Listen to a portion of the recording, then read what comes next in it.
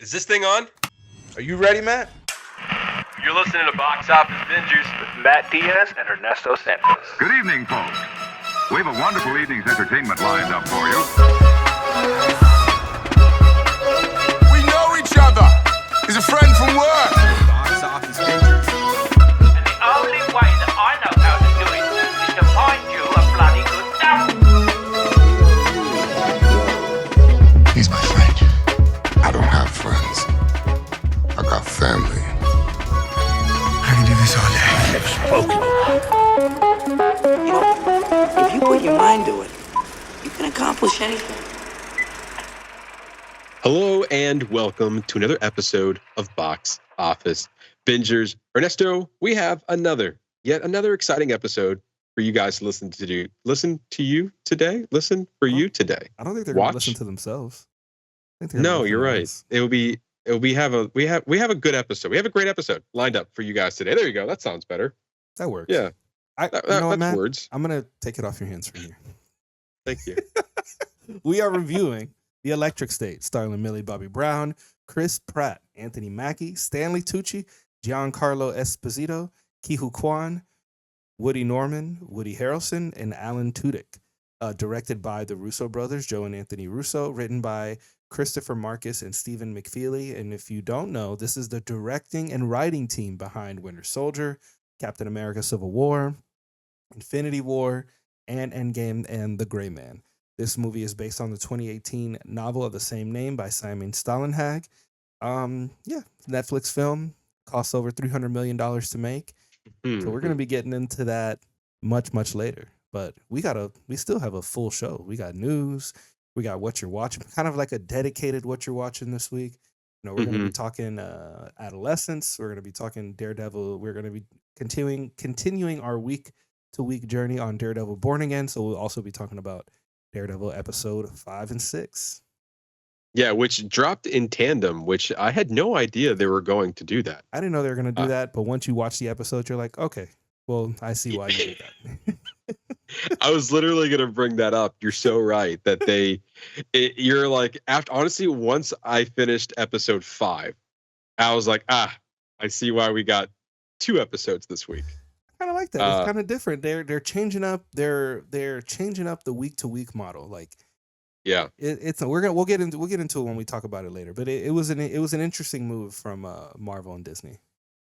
Yeah, and speaking of Marvel and Disney, Marvel, going into our news for this week, made a pretty big announcement. Oh, just a little one. Just a little one. It's almost fitting that this week we're talking about The Electric State because the Russo brothers' next film is indeed Avengers Doomsday. And Marvel Studios officially announced the cast of Avengers Doomsday, which is now in production. But there's the thing where most people are talking about. We're gonna talk about the cast in a second, but I've seen more articles about the way they announced it rather than the announcement itself. And for those who are unfamiliar, let me explain. The announcement came in an unorthodox yet creative way of sorts, in a form in what ended up being a 5.5 hour long live stream, slowly revealing the next cast member, roughly about 20 minutes long each. And then after the 20 minutes, the camera would pan over to the next, what was director's chair, which you can kind of see, if you're watching us on YouTube or on Spotify, you see the rows of chairs there. And every 20 minutes or so, the camera would pan over to the next director's chair with the actor's name on it. And that's when you found out which actor is going to be in Avengers Doomsday. Within the live stream, Marvel Studios announced 27 actors that will be officially part of Avengers Doomsday. So before we get into the actual cast announcement, what do you think about this delivery? It's kind of weird because they know that people like to sit on live streams. So are you under the assumption that somebody wants to sit on a live stream for 5 hours? Now, granted, they assume people are on their phone, so it's something they can take with them while they're going. I think it was put out with the intention of that it was meant to be an all-day release and that you can go back and come back to it. Whereas people were complaining that they just didn't want to sit on a live stream for 5 hours, which I totally understand. Like, I don't know. It just seemed kind of weird. Like, it almost like that is that your selling point of this movie? Is that just all the actors is coming together? Like, granted, that's part of it. It's going to be this massive production with all these Right. main characters coming in, and we did get some interesting names put out there that we were kind of expecting, but I think we knew, but we didn't know. But now it's officially confirmed. I just think it's weird. I mean, I think it was unnecessary. I guess is the better term I would use. Well, first of all, for the people who are mad that Marvel decided to put a 5.5 hour stream because, quote, I had to sit here all day and watch the stream.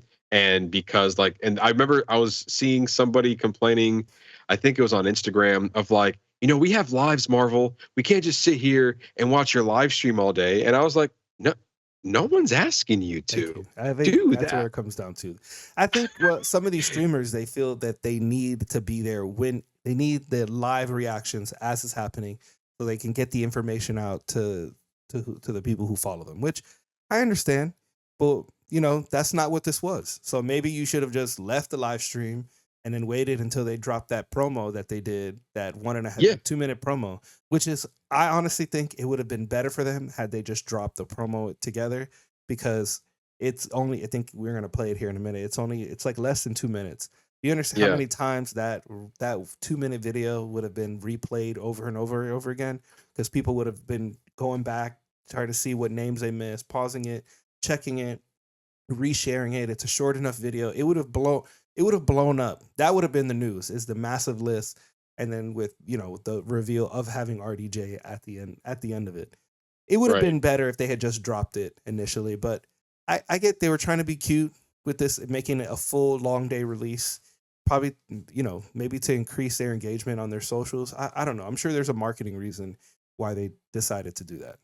Yeah, and honestly, quite honestly, it at the end of the day, to me, I found it, yes, unorthodox and a little bit weird, but also I found it creative, because over these last few years, when was the last time that Marvel actually did something creative with its marketing? And I can't remember the last time they did that. And honestly, it's probably all to credit to the Russo brothers. Honestly, this is probably their idea, that they was like, these list of chairs with actors' names on it, with kind of announcing the fact that Avengers Doomsday is now in production, and here's all these names we're going to drop. But at the same time, yeah, I get it. It was a long day, but I treated it as like, throughout my day, once I got the first few announcements, I was like, oh, these people are returning. I was like, oh, that's cool. And then I was like, oh, they're still on the live stream. And then I just saw that they were just stuck on a name. And I thought for a second, I was like, oh, did it freeze? Did the app freeze up? Like, what's the same thing. what's going on? Nothing's happening. And then I'm reading the comments as it's happening, and there's like, still waiting for the next one. Is it over? Is that it? Like, they didn't know. And so I was like, oh, maybe this is an all day thing. And then I was like, all right, moving on the rest of my day.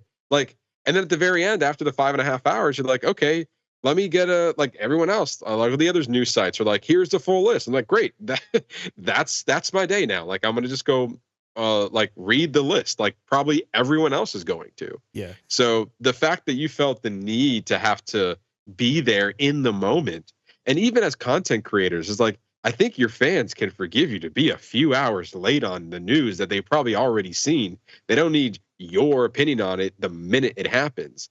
But maybe they do.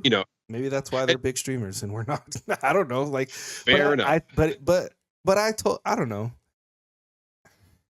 On one hand, like a short live stream would have been more conducive to the streamers, whereas this, it being a big reveal, they gave you a reason to go back. So now you're on the live stream. Well, guess what? In a couple hours, you're gonna come back and see the ones that you missed. So yeah, I get it. It was a move. People were, understandably, I could understand why they'd be upset, but also, to your point, you don't have to be on there unless you're contractually obligated to sit on all these events, that you have to be there when they do live streams. Like, I don't know the cases. I don't know what their contracts look like. Who knows?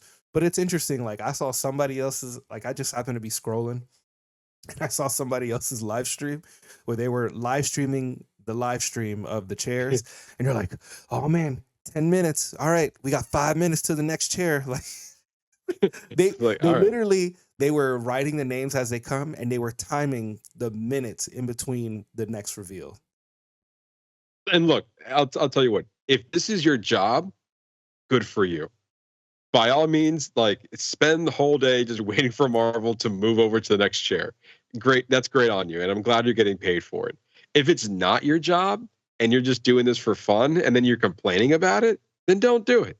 Like if you're gonna complain about it, maybe that's your shtick. Maybe that's how you get your views. I don't know. But also in a way, it was a long reveal for a long cast listing. It's 27 names they dropped there. That's a lot of people. And as you were saying before we started recording, I think they had an interview with RDJ, or not an interview, but one of the articles said that they're not done yet. Like this was just I think it was more or less. I think it was a post on X or something that they Okay. Somebody said, "Oh, is this the list?" And they were, RDJ and I think the Russos were like, "Well, stay tuned. That there's probably going to be another drop of list of cast that are going to be joining the film." So I was going to wait for you to reveal it, but let's have this conversation now anyway. Do you think listing the 27 names hinders any surprises for this movie? Oh yeah, absolutely. And I figured, let's pull the list. Let's go. Okay, all right. Let's list it off, and then we'll have that conversation. All right. So this is the order. In the order of the announcement, this is how they release the names: Chris Hemsworth as Thor, Vanessa Kirby as Sue Storm, Invisible Woman, Anthony Mackie as Captain America, Sebastian Stan, Bucky Barnes, Letitia Wright, Shuri as Black Panther, Paul Rudd as Ant-Man. I did like during Ant-Man when they had the little chair. I thought that was cute. It's like, all right, I see what you did there. Wyatt Russell, John Walker, aka U.S. Agent, Tena Huerta Mejia as Namor, Ebon Moss Bachrach as The Thing, Simu Liu as Shang-Chi, Florence Pugh, Yelena Belova, Kelsey Grammer, aka The Beast, OG Beast, Lewis Pullman, Bob, aka Sentry, Danny Ramirez as the Falcon, Joseph Quinn as Johnny Storm, David Harbour as Red Guardian, Winston Duke as M'Baku, Hannah John Kamen as Ghost, Tom Hiddleston as Loki, Patrick. So these is where it gets really interesting. Is that we got the next listed name is all the OG X-Men. So we got Patrick Stewart as Charles Xavier, Professor X, Ian McKellen as Magneto, Alan Cumming as Nightcrawler. I think to me that was like the biggest one. I was like, I love Nightcrawler, but yeah, it was an interesting. Rebecca Romaine as the OG Mystique, James Marsden as Cyclops, Channing Tatum as Gambit, Pedro Pascal as Mr. Fantastic, and Robert Downey Jr. as Victor Von Doom, aka Dr. Doom. Coming to theaters May 1st, 2026. I think it was interesting that they announced all the X-Men. Unless they're so big, they're such a big part of the film that they felt they needed to put them as a part of this. So if they're willing to reveal all this, who knows how much shit they're going to reveal in the trailer. Well, that's the thing too, because if you remember Avengers Infinity War into Avengers Endgame, the marketing around Avengers Infinity War was like, here's the culmination of what you've been watching for the last 10 years. So even if they did this big cast announcement back then, we kind of already assumed that Avengers Infinity War was going to encompass all of the Marvel characters. Mm-hmm. So I don't think anyone was expecting any surprises going in there. And the big thing was, especially cast announcements, like we figured that mostly everyone was going to be involved. But the big thing is like Thanos is here. He's the big bad. What is he going to do to the Avengers that we've been watching for the last 10 years? And then obviously by the end of that, there was a snap. And then the marketing behind Avengers Endgame was so hush hush. And I loved that marketing because it generated so much hype around Avengers Endgame. And they knew people were going to go watch it based off the shocking ending of Infinity War, that they didn't need to show you everything. I remember reading that like all of the promotions is within the first 15 minutes of the film. And that film was 3 hours long. And they're able to promote this movie that you were already going to go see and show you little bits and pieces within the first 15, maybe even 30 minutes of the film. Genius marketing. And it was never about like the large amount of cast they were bringing in, because again, you figured that. But Also, even within the movie Avengers Endgame, it was such a smart move to bring it down to the original OG6 Avengers and have the majority of that movie centered around them, that you almost forgot there are other people in this movie. So then when you get to the end and you hear Falcon, now Captain America, says on your left, and all the portals are coming out, and you literally see the MCU all in one scene, that is that's what it's building toward. That's what you want to see in a movie like this. And this is what makes it an epic. So now, going back into 6 years later, you have Avengers Doomsday and you have Avengers Infinity War and Avengers Doomsday and Avengers Secret Wars. Now you're starting to see how the marketing is shifted a little bit, because now they feel the need to have to list, have this laundry list of names to promote the movie, and also do it so early. Like, the movie's now in production. We're not seeing this movie till May 1st of 2026. We're over a year away of seeing this movie. And based on the conversation I was about to have with you a minute ago, like, do you think having these laundry names of lists, especially for the ones that's from the OG X-Men, do you think that was necessary to reveal that? Do you think part of that is just being excited to see it happen, unfold in the screen? Or, to your point, are there just so many characters you're trying to put together that this is not even the half of it, and we still have many surprises left in store for when we watch this movie? I just hope that I'm wrong, because I just have based off their trajectory and how things have been going recently, and it's just Thunderbolts has to hit it out of the park, and Fantastic Four has to hit it out of the park in order for me to really care about this. What I don't want is for them to give us that moment like you were just talking about, like when the MCU comes out. I mean, you see that clip replayed online and how epic that, people's have epic responses to that one specific scene. Mm-hmm. They better not recreate that scene in this movie. We don't need that. We did that already. And that was an earned moment. If you do that again, it will be unearned. I feel like it will not. If they try to do something similar, it will not hit the same as it did the first time around. They have to do something different. And they are doing something different by revealing all these people there. There's a small thing I do notice, that they are showing all the Thunderbolts, but there's one Thunderbolt that's missing from that lineup. Yes, but it's funny because it's been a joke recently that a lot of people have been noting that Taskmaster has not been in a lot of footage in the trailers and the promotions. So they're already assuming that Taskmaster is going to die within the first half of Thunderbolts. That's already being speculated because of the less amount that you see her in the promotional items. Or does Taskmaster go back to being a villain? Maybe. And we don't see her. Maybe she's the reason whatever she helps kick off whoever they have to fight, or I don't know, whoever the case. I just thought it was interesting that the Thunderbolts are a part of this Avengers Doomsday release, and then Taskmaster is not a part of that whatsoever. Everybody except for Taskmaster. Yeah, so then, and also why not wait to release this until after the movie? Because now people who follow the news are now we have this preconceived notion. We know something is going to happen in this movie that's the cause for this person to no longer be there anymore.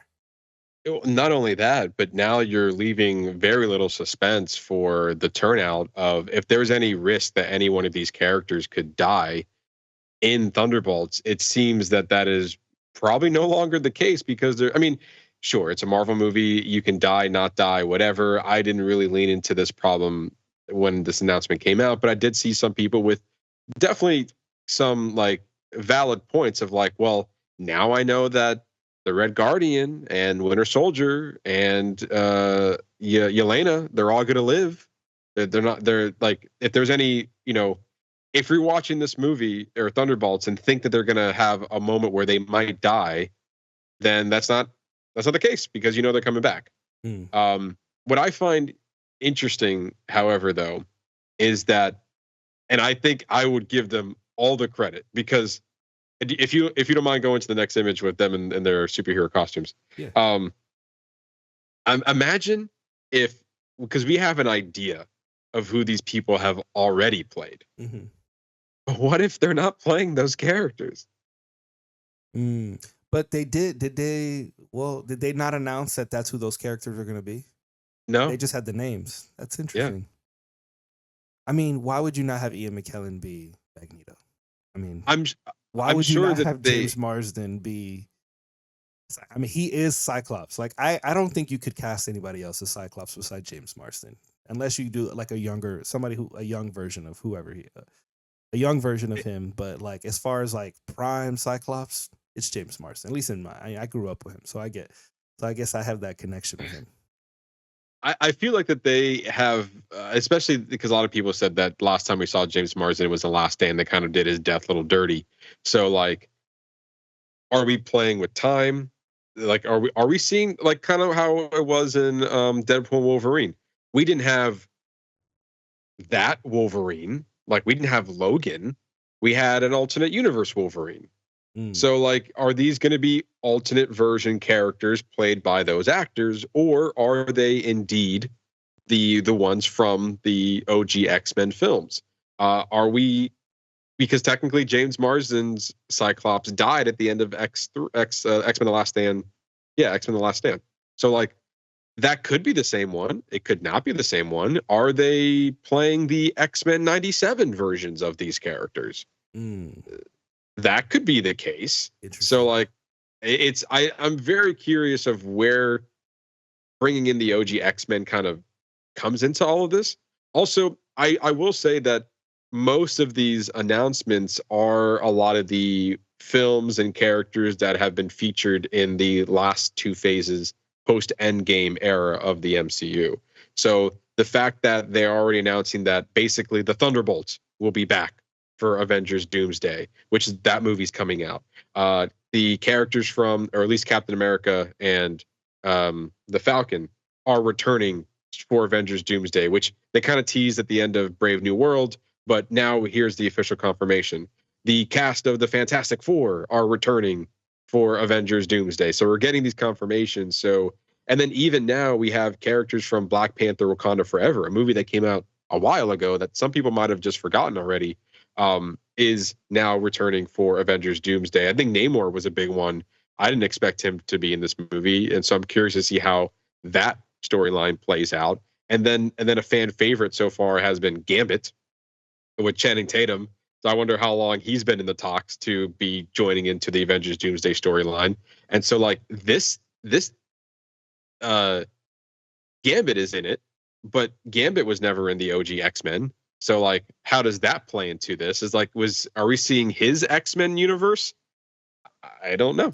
I think we're gonna see the Deadpool. We're gonna see the Deadpool Wolverine, and it is kind of interesting. We're getting all these other X-Men, but we're not gonna get Hugh Jackman as Wolverine.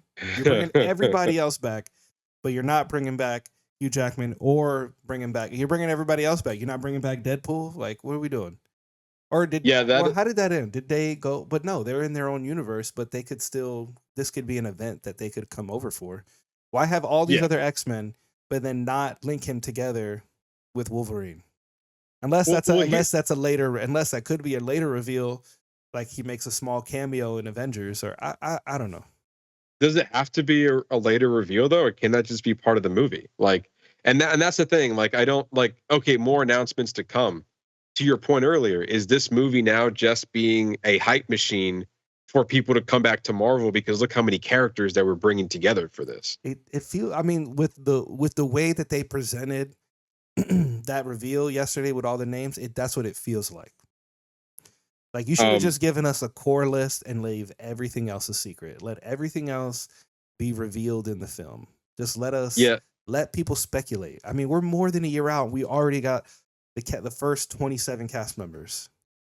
And 27 is a lot of names to.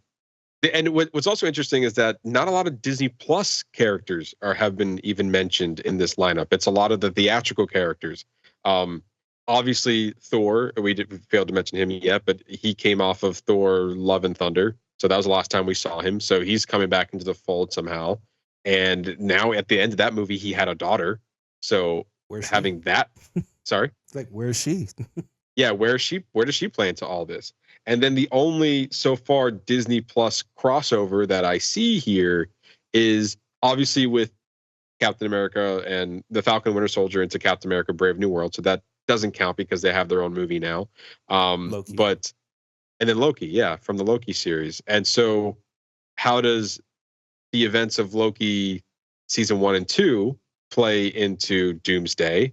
And like technically this was a character that was brought on from the movies, then to Disney Plus, and now is going back into the movies.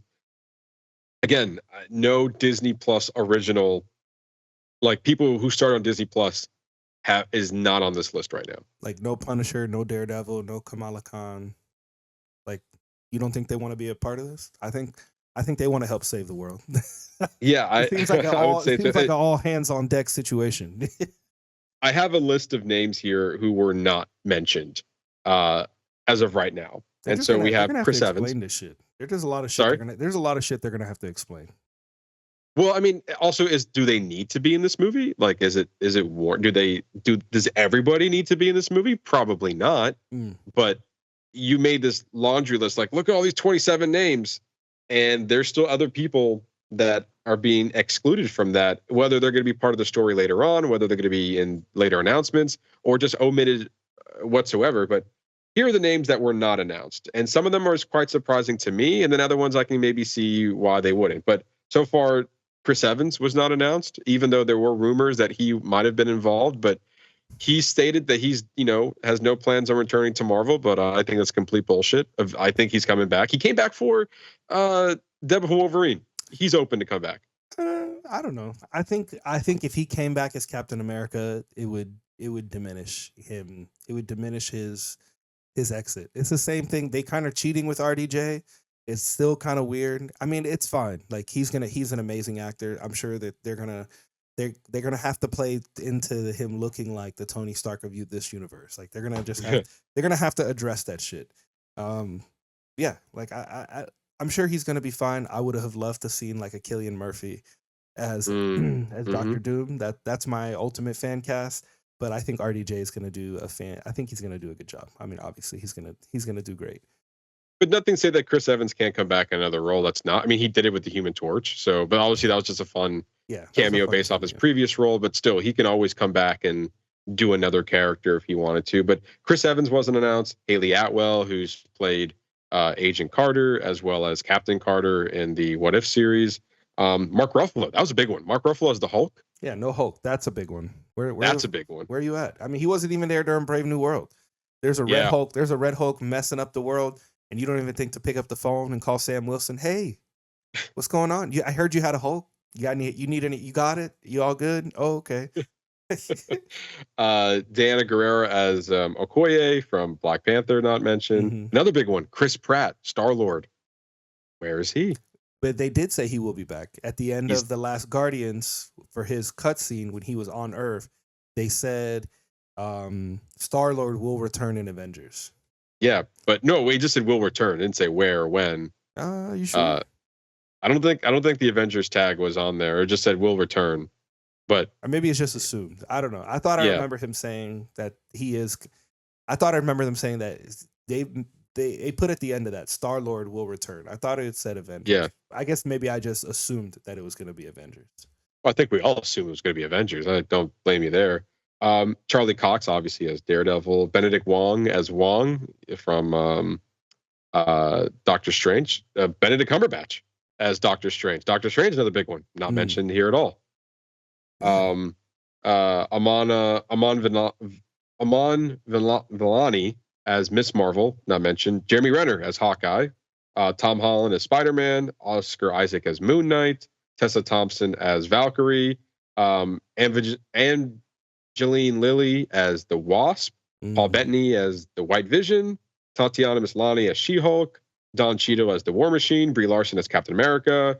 Ugla Uliko. I butchered that name, but she plays Taskmaster. Obviously, we had our own thoughts about that. Dominique Thorne as Ironheart. She's getting her own series later this year. Samuel Jackson as Nick Fury after his awful return from the MCU 2 years ago with Secret Invasion and The Marvels. Not great movies. Haley Steinfeld as Kate Bishop. Elizabeth Olsen as Scarlet Witch. Dakota Johnson. Well, I don't know why they even mentioned her in there. It says Dakota Johnson as Madam Web. I Okay. feel like I didn't pre-read this, so they stuck that one in there. I was like, nope, I'm skipping over that one. What's America Chavez? I forgot the actress's name. Xio Gomez. She was in Multiverse of Madness, also not mentioned, and Tiana Perez as Monica Rambeau, also not mentioned. And what about like Wanda's sons, her two boys? Oh, yeah. Isn't this whole thing? Hold on, because isn't this whole thing supposed to be teeing up the Young Avengers? Wasn't that at some point our path for this? For them, Maybe for the Young Avengers to be involved? Where the fuck are they? Unless this is like post Secret Wars storytelling, and therefore the Young Avengers won't come until after into the next phase. That could be a possibility.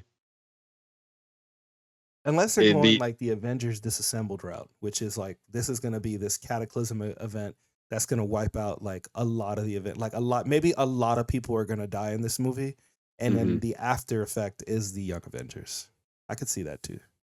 Like, I'm curious because they've been on this track of like closing out, like tying the knots of all the past projects, like all the OG X-Men, like all the OG Spider-Man, like they all got their moment to come to build their connectiveness. But we haven't gotten that with these X-Men characters. So what if they come here and then they all just die? Like what if Doctor Doom just wrecks all of them and he just wipes like a lot of people out? Yeah, it's quite interesting. Again, seeing this list, seeing what was omitted, and like seeing where, like, at the end of the day, did these Disney Plus shows matter? Like Loki does, apparently. Loki matters. Falcon and Winter Soldier, that mattered because we got a movie out of it. WandaVision seemed to have mattered because that connects into Multiverse of Madness, but also we're not seeing any Multiverse of Madness from anything from that movie coming into Doomsday as of yet. Is this a 2-act structure, very similar to some characters that were not featured in Infinity War but were in Endgame? So this just could be part of a larger story. Like, I don't believe, Paul Rudd was not in Avengers Infinity War, but he was an a big part of Avengers Endgame.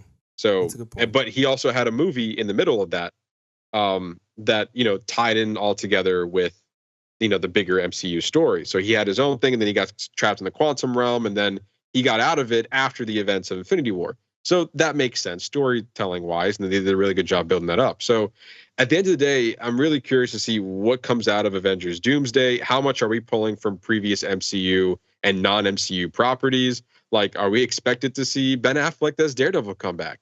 Are we expected to see Nicolas Cage as Ghost Rider? Like, how much are we expected to see the early 2000s Fantastic Four cast? Like, how far are we going down the ladder of old Marvel films and bringing them into this big Secret Wars? Is like, are we in fact going to have a moment where Robert Downey Jr., Hugh Jackman, and Tobey Maguire are in one scene together and kind of representing the pillars of Marvel in all different generations and all different film studios? And that would be crazy to see that come together as like the pillars of the Fox X-Men universe, the Sony Spider-Man universe, and then the Marvel Cinematic Universe with Robert Downey Jr. Like, the people have been wanting that for years, but storytelling wise is justified. There's a lot to unpack and a lot to dissect on even this news and the future of the MCU.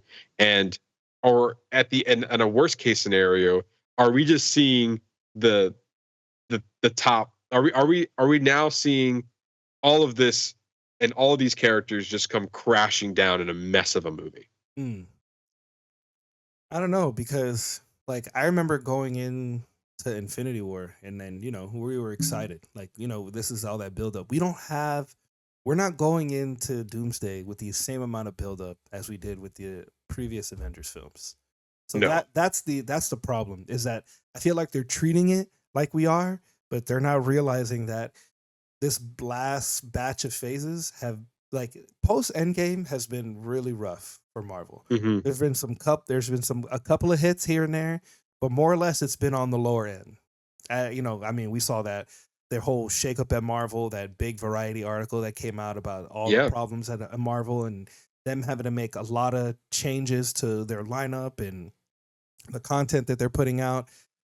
we thought Brave New World was going to be that course correction, and it kind of wasn't. Like, it felt like it No, was it supposed wasn't. to. Like, I want, and that's the problem. I'm doing it again, where I'm trying to be forgiving, but I can't. Like, it's not where it used to be. And the problem is with DC on the horizon, and with Superman expected to like hit it out of the park. Like, unless Fantastic Four is like movie of the year, like, we have a problem. Yeah, it definitely feels like that now. Seeing this lineup, it in a way it does all of a sudden feel like that Thunderbolts and Fantastic Four are the two movies that are prepping us for Doomsday. Like, that's not what I wanted to go into Doomsday. Going into Avengers Infinity War, it was all the movies prepping us for Infinity War. Yeah. Now it just feels like that. Yeah. Um, it's all lands on Thunderbolts and Fantastic Four because half of this cast is from these two movies. Yep. And so you're like, okay. And even if you want to rope in Captain America Brave New World in there, it's like, yep. And those characters are going to be in here too. At least two of them announced so far. It's like, okay, so your 2025 film slate is basically coming back for Avengers Doomsday. And you already released one of those movies, and it does basically nothing to excite me for Doomsday. Yeah. So now you got two movies left. I do have hope. I do kind of have hope for Thunderbolts. It feels different. I mean, it's the A24 Marvel film. So what's cool about that is that it feels like stylistically different from everything else. So like it feels like the Eternals of this phase, because Eternals was like the indie film mixed in the Marvel universe. Does that make sense? Yeah, no, I get it, and I feel think like even the Thunderbolts will be that. Maybe not like on the level of what Chloe Zhao did for Eternals. That's just like, it's very different. Stylistically it's different, but I feel like that indie feel is what I get from Thunderbolts. And I could be wrong. It could be just like this big studio like blockbuster. Yeah, but even like always looking at Thunderbolts, I never saw it as, oh, this is a movie that's going to get me hyped for the Avengers films. I looked at Thunderbolts like, this is going to be a fun standalone movie. It's not. I have a feeling it feels like the main setup, because it's going to be like current world. I mean, we don't know what Fantastic Four is going to do, but from what we understand, it's going to be like they're going to go back in time, and then they're going to come out somehow. I don't know. Yeah. I'm just not as excited for it as I feel like I should be. And I feel like this announcement was just like, okay, cool. Yeah, if you mind just playing the video. Oh, yeah, I know yeah. we teased it. Yeah. Just as we wrap up, and we'll have the video here as well. I wish I was more excited for this. I wish that me tuning in every day for this live action, like me tuning in every hour, seeing the next character that's going to be in this movie, I wish that hyped me up, and it didn't. It didn't hype me up whatsoever. And I just like, it's almost, and it's honestly, it's to Endgame's detriment. It's just like, you gave us what you reached your peak, Marvel. You gave us what we wanted as fans, and now you're telling me to like strap in because we're gonna do it again. But the road has been much not as strong as the road it was before. Yeah. I mean, if they would have released this promo for those watching, we're playing the Avengers Doomsday minute 47 promo that's on their Marvel Entertainment YouTube page. And I feel like this would have been better. Just a 2-minute clip of everybody, just a quick pan of everybody's name. And then I think here, when we get close to the end, we can just look, right? So we'll stop right here. Oh, Channing Tatum, Pedro Pascal. Oh, look, RDJ is the only one in the chair. Look, turning around.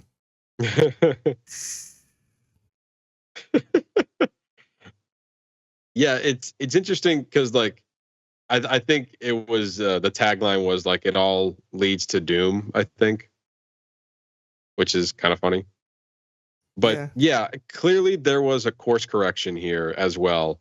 And so I'm curious to see that as like see what comes out of this. Like what's at the end of the day, what was you were going to lead into a Kang story, now you're leading into a Doomsday story. Like obviously that has a big shakeup into your overall, storytelling moving forward. How does this look? And this could either be a great movie and we're all eating our words and I am just shocked of how much I am loving everything that's on the screen right now, or we're going to watch this movie and it's going to be a complete mess. Yeah, I mean, I hope that it's good.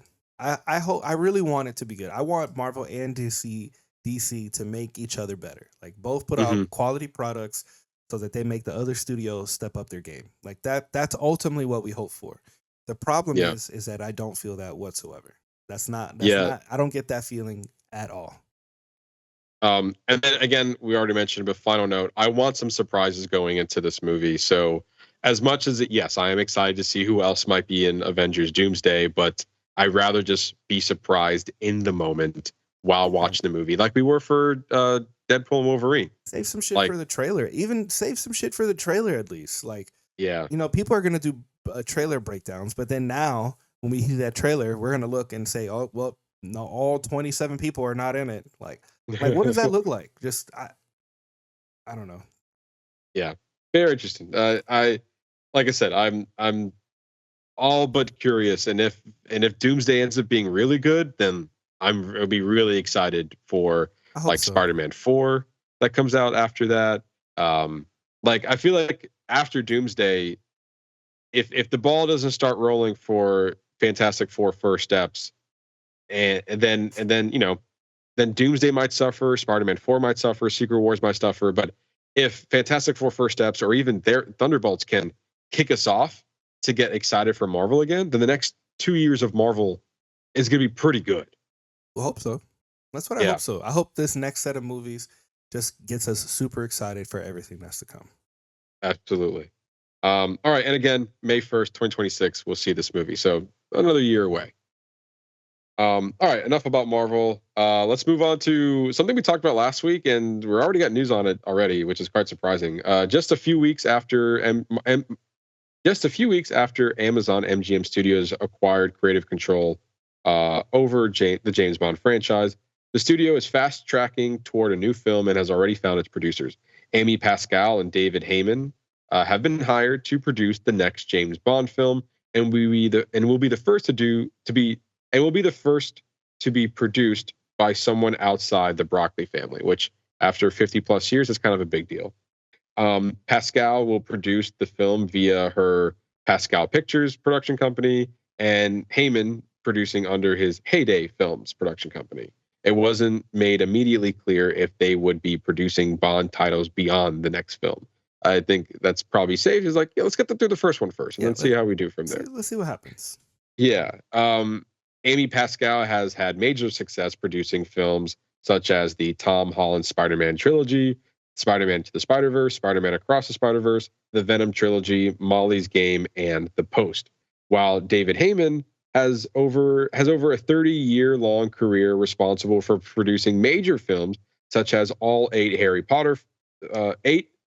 films in the Harry Potter franchise, as well as the Fantastic Beasts trilogy. He's also known for producing Gravity, I Am Legend, We're the Millers, Once Upon a Time in Hollywood, Marriage Story, Paddington, Barbie, and Wonka.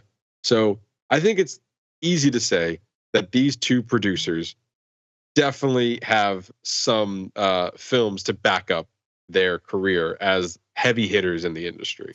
Well, it just seems like when I hear all these films, I hear like big blockbusters. So kind of what we were talking about, like the Bond movies always kind of were, but they weren't. But I feel like now they're going to go full. My assumption from hearing that is they're going to go full Hollywood blockbuster. So it's either going to be really good or really bad.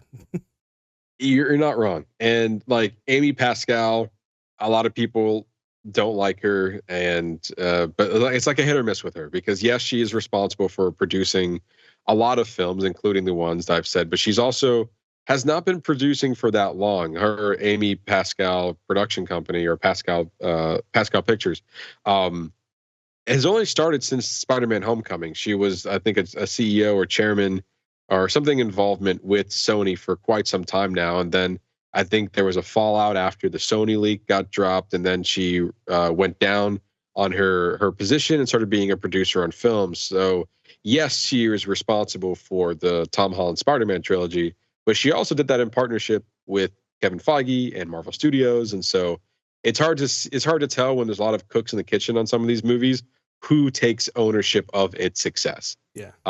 So I mean, the fact that it was just Spider-Man was even part of Marvel Studios to begin with could have only just contributed to its success, as well as the movies being good.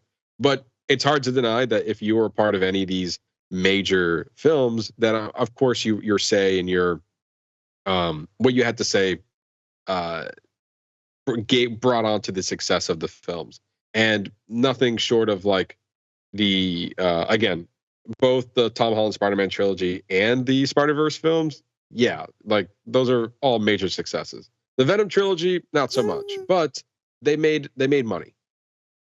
So, and then when you also have somebody else who's known, like David Heyman, who has been part of a major franchise like Harry Potter and all the successes it has over the last 15 plus years, yeah, that's something to be said. And I think him being on board shows more of like this man can, knows how to treat a franchise and treat it well. Granted, the Fantastic Beasts films had a rocky, 3 movies, but everyone loves those Harry Potter movies. And so the fact that he can stay loyal to a franchise from beginning to end, I think that shows his dedication to what he can bring to a James Bond film. Well, I'm hopeful. I'm just curious to see like what's the difference going to be between the two. Yeah. I think obviously the next thing is probably the biggest news to come out of next is who will play James Bond. Yeah. But yeah, we'll keep following the story. But again, we just talked about this last week, and they're already fast tracking into the next movie. I would like to assume they would probably want a movie by 2027. At least like end of 27, we'll get another James Bond movie. So I wouldn't be surprised if all of a sudden we're talking about writers, directors, and then who plays James Bond, and then see what that looks like 2 years down the line. But there you go. That's all the news we have for you guys this week. As always, you can follow us for all the latest and breaking news on our Facebook page at Box Office Bingers and our Threads and Instagram page at boxoffice_Bingers. We'll post all the news over there first, and then we'll come back on the show and we'll talk about it.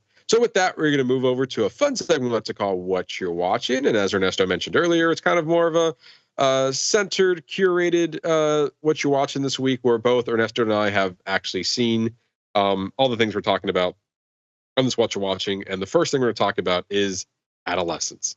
So I kind of, excuse me, I kicked it off last week, kind of giving my initial review. So I want to hear your thoughts. Yes. So obviously the big draw in this series, it's 4 episodes, it's on Netflix, 4-hour-long episodes. And the big shtick throughout this is that each episode takes place at a certain point of this event that happened. I think the first episode was 1 day later, then it was like a few weeks later, and then it was a few months later, and then it was a little over a year later. Yeah, the episode 1 was the day after, episode 2 was 3 days after, episode 3 is 7 months after, and then episode 4 is 13 months after. Okay. So yeah, within a year we get the 4 episodes. And the biggest thing about this, as Ernesto mentioned last week, was that every episode is a one-shot. So the film starts, and then you see the creative ways it continues that one shot for its hour-long runtime, and it's really impressive. It really is. Like to me, I mean, granted, I also enjoyed the story, but I mean, I think the model of shooting it as a one shot is just really, really captivating. Yeah, I will admit that by episode 3, I think the wowness and the novelty of it kind of wears down a little bit. Because it's like, okay, I know going in these are going to be one shots, so it's like I can't be amazed by everything that they're doing. Well, yeah. But there are certain scenes that I would like to point out that was actually really impressive to see. You're like, oh damn, how did they pull that off? Because that's where, for me, that's where it starts. Like at some points, they're just like, oh, you're just showing off now. Yeah, I have one. There's one in particular that sticks out in my mind. Okay. Name which episode? Episode 2. Ooh. Okay. Same. Is it the window? When the kid jumps out of the window? No. See, mine is the end when you see that they do that that camera operator to drone handoff. Okay. To me, I thought that was incredible. I was like, I don't hear the fans. Like, what? When did this happen? When did this thing become a drone? Yeah, I have that as my secondary like noticeable thing, was that it's seamlessly like following like the cop and his son, and then eventually I think once the car drives away, because the camera's in the car at one point, or at least close to the window, and then it. Say it again. Isn't it like on the hood? Because it's like right in front of them, isn't there? No, I thought the camera was inside the car. Unless they took the windshield out to put the camera there. Maybe, and then have it rest there, and then maybe like that's when the drone went to go pick it up, maybe, or maybe they hook it onto the drone, and then after you pull out the camera and you let the car go away, then it goes up and picks up its shot, and then it gets the. And also, not only that, though, I think what's more impressive that you could have had the camera hitch onto the drone and stay up there, and that be your closing shot. And I think that would be impressive in and of itself. But then it hovers over into like down the street, and then it picks up where the dad from the son is dropping off flowers to the little girl who had passed away in her vigil. And you're like, oh damn, like someone picked it up at that moment.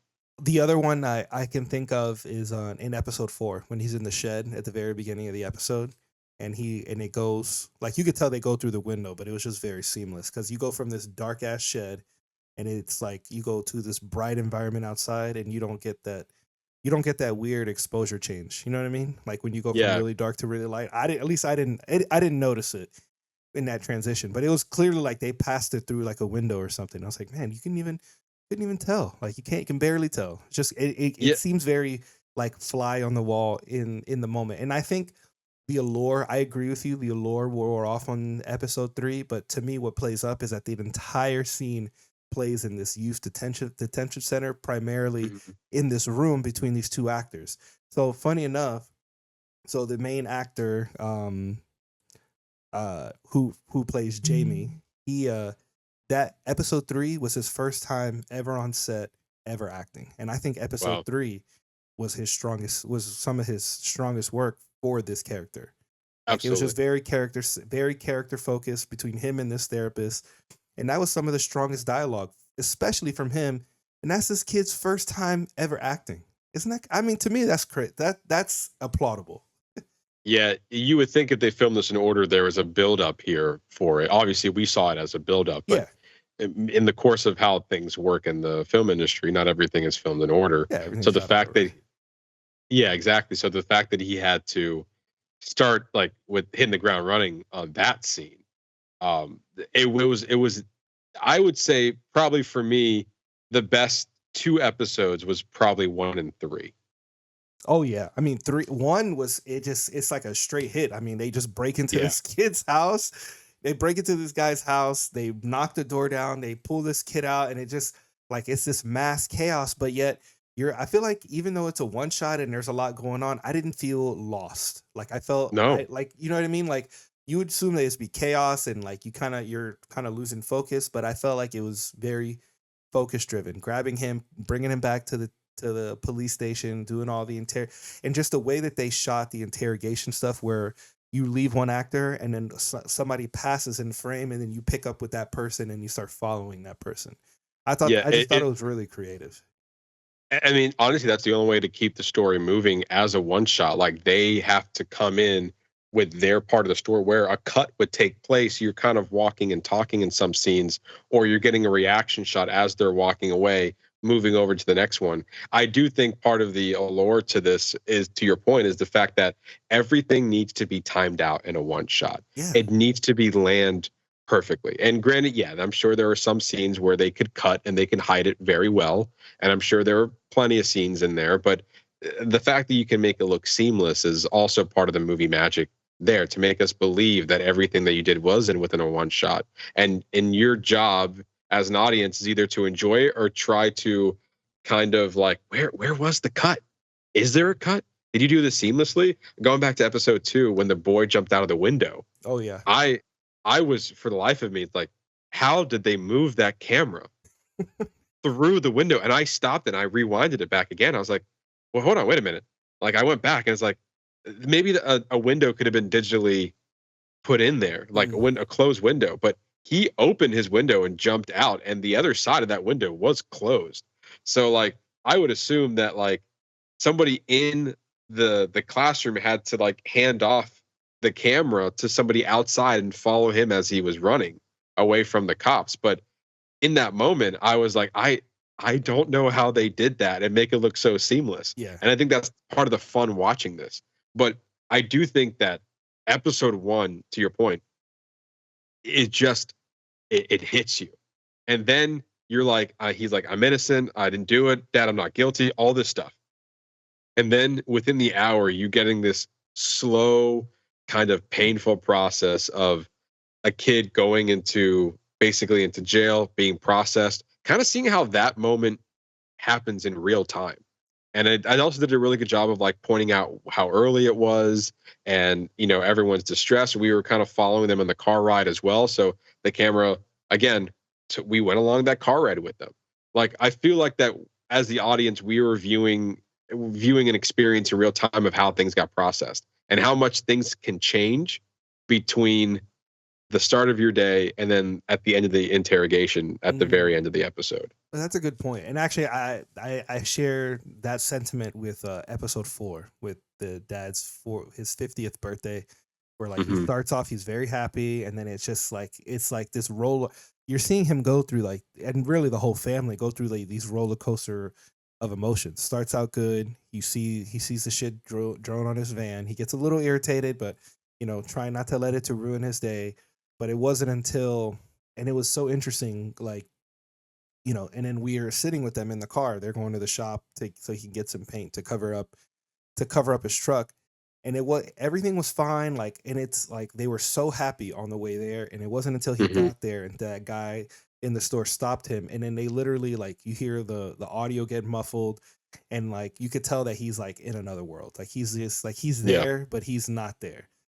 People are talking to him about the case. He gets recognized all the time. And the guy telling him is like, oh, I saw it on Facebook. And to me, that was a tie into like the whole social media aspect of the story of like, how things get shared and how things get, expanded on. And the guy was talking about like Reddit forums where people have like seen the murder photos, and people are doing like the, and all the murder, and in a very kind of call out to like the murder podcast industry, or like community, I guess is the term I would better use.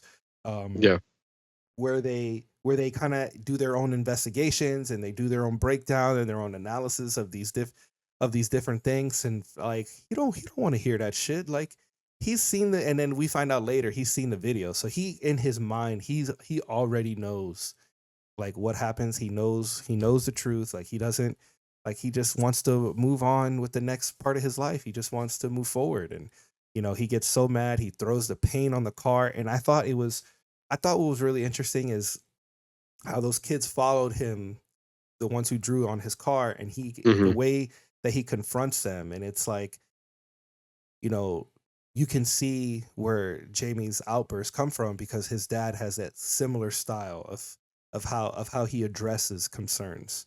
You're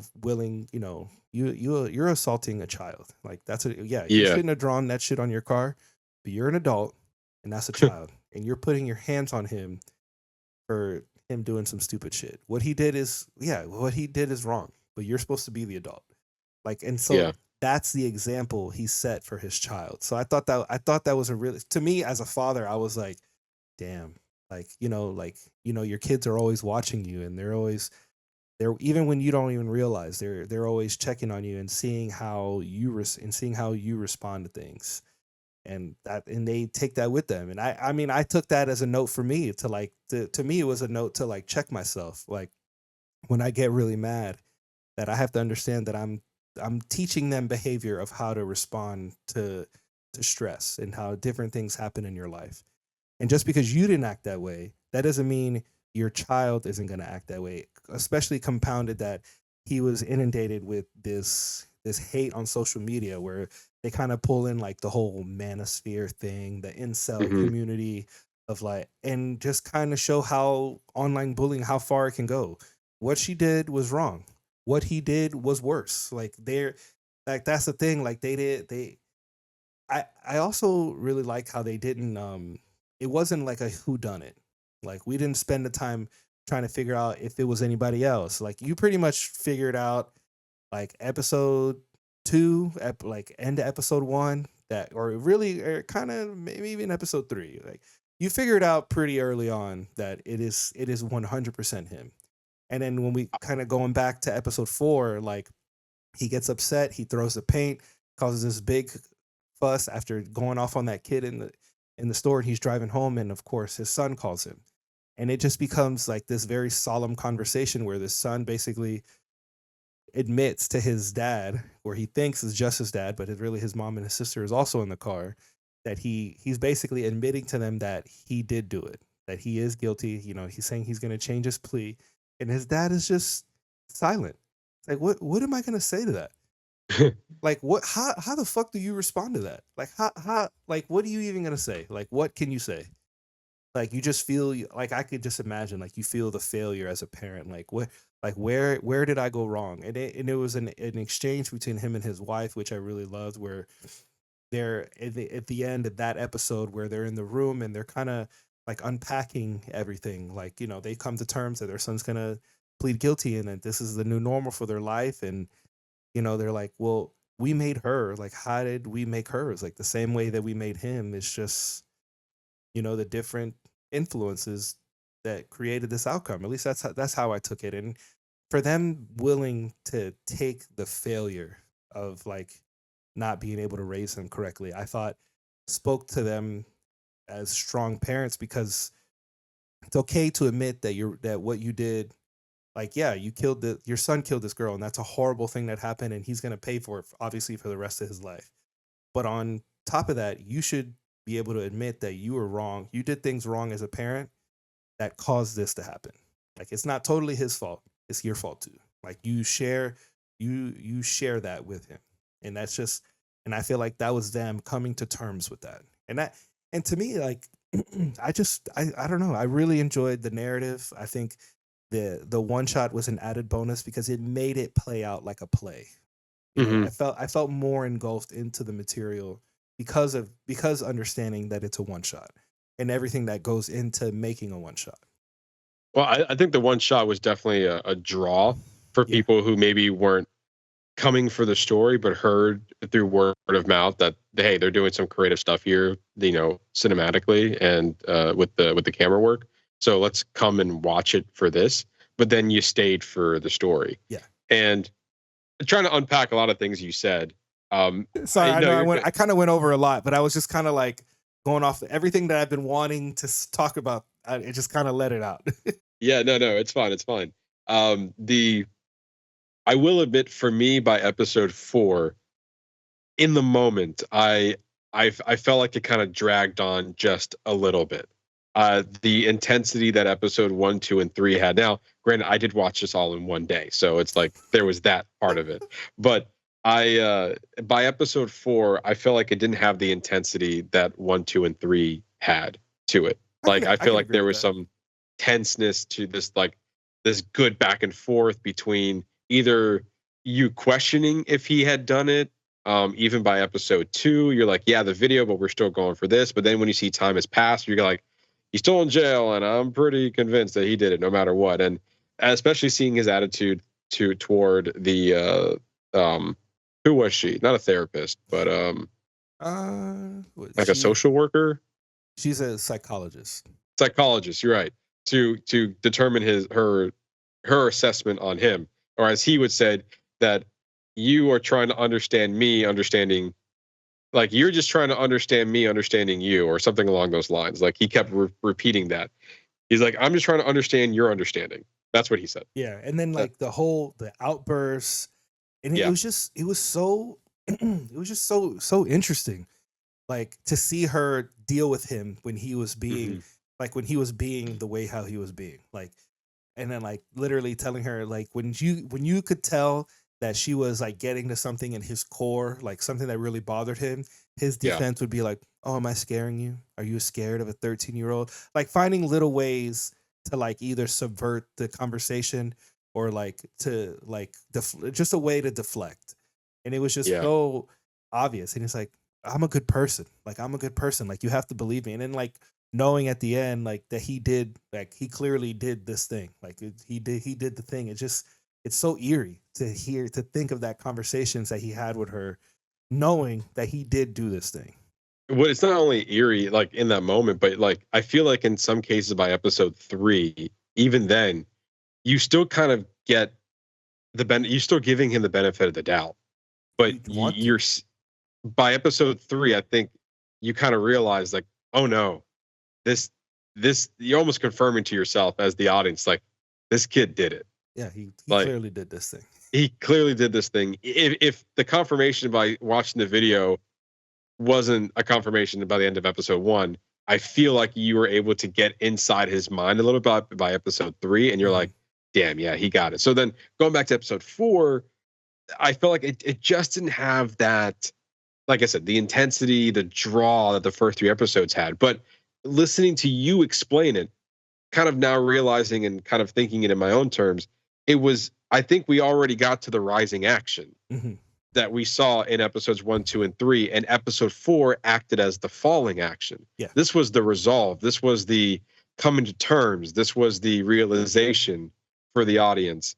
And things slowed down a little bit. I felt like we spent a lot of time in the car just talking about the good old days. And like, to me, I didn't think that was the most engaging conversation I've seen in the first 3 episodes. But to your point, it was all about trying to go back to a simpler time, going back to a time where like they were happy and they were trying to, as they said, take back the day. Like we started off, we had a great morning.